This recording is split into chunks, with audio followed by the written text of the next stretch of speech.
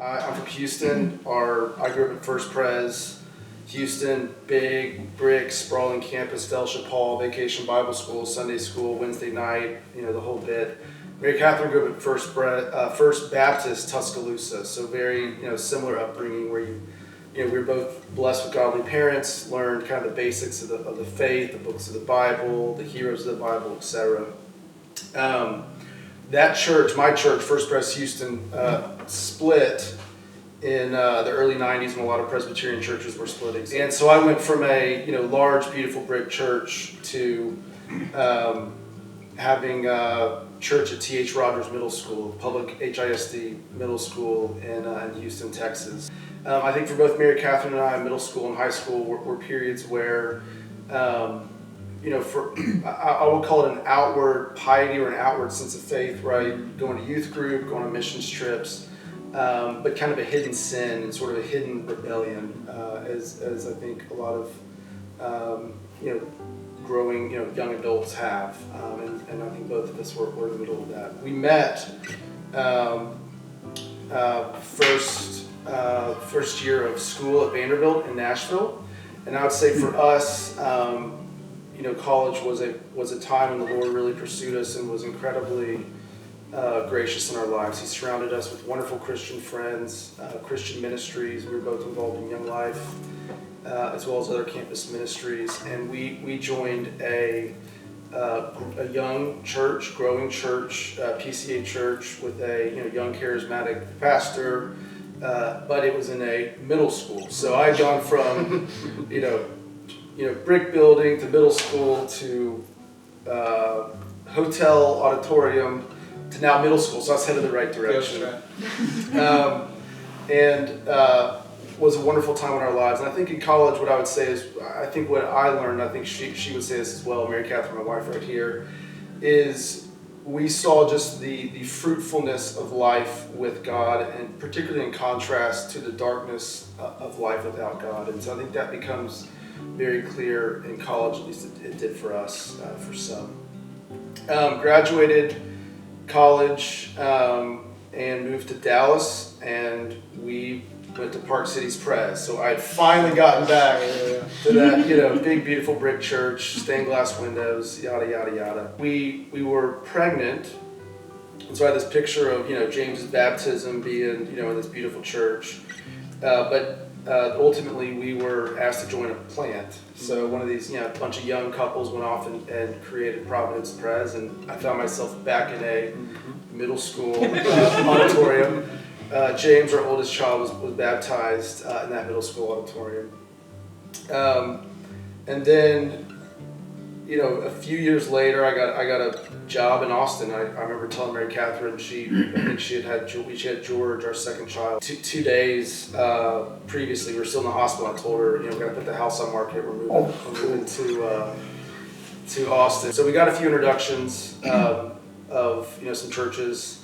And a number of friends, mutual friends who used to worship here, they're now in Dallas, said, you got to try All Saints. So I said, great.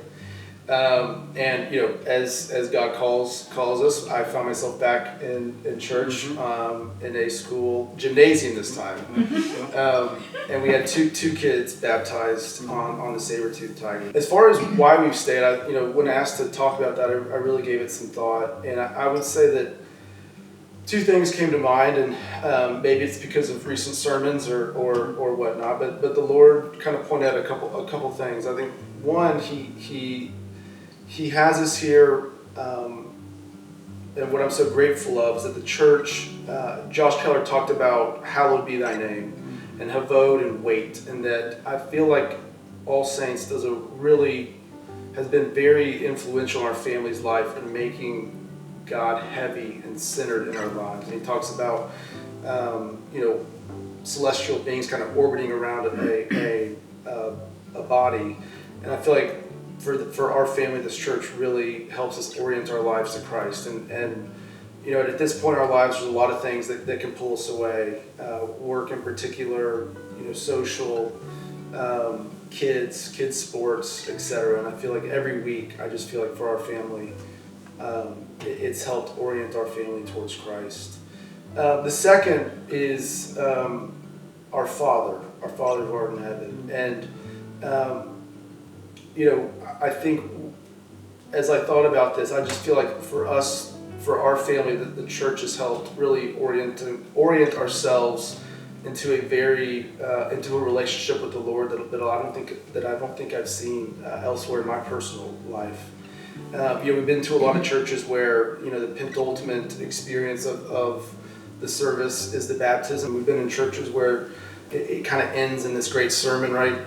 And our church is centered around a table and a meal. And I've never been to a church that has communion every Sunday and treats communion and that meal in the way that they do, and orients our relationship to the Lord as a father relationship. And so those are the two things that the Lord put on my heart as far as why He has us here. Now, will He have us here forever? Who knows? I'll probably end up back in the school auditorium or actually. The last thing I was asked to share about is why we're supporting and excited about this capital campaign. And I think one practical and one personal. On a practical basis, it really became clear to me a month ago. We got a text message from a friend who plays, their son plays baseball with James. But I said, great, love to have you guys. And what service do they go to? 10:15. And what time do they get there? 10:20. Yep, right. And so I think the Lord has used it. They've continued to come, but just kind of seeing our visitors. I think they ended up sitting in the narthex and just feeling the tightness of our service and the tightness of our space. But to see that kind of laid on my heart, just the practical constraints, and that it probably is out impacting our visitors. Which anyway, so the other is personal. But Mary Catherine and I both studied in Europe, and when you study art history in Europe, you do spend some time in museums, but you actually spend way more time in churches.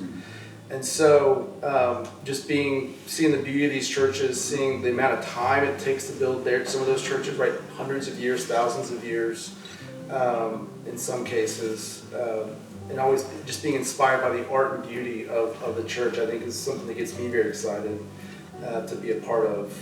And to your point, it's a huge opportunity to build a multi-generational church. And so I'll bookend with one final quote that's always stuck out to me. And it was related to some of the churches in France. And he said, in the old days, men had convictions. And us moderns, we only have opinions. And it takes a heck of a lot more than an opinion to build a cathedral. And so that quote's always stuck out to me. And so kind of seeing my life kind of go through those church buildings, those situations, the experiences of college, and then having this opportunity to participate in this capital campaign is a huge blessing for us and our family.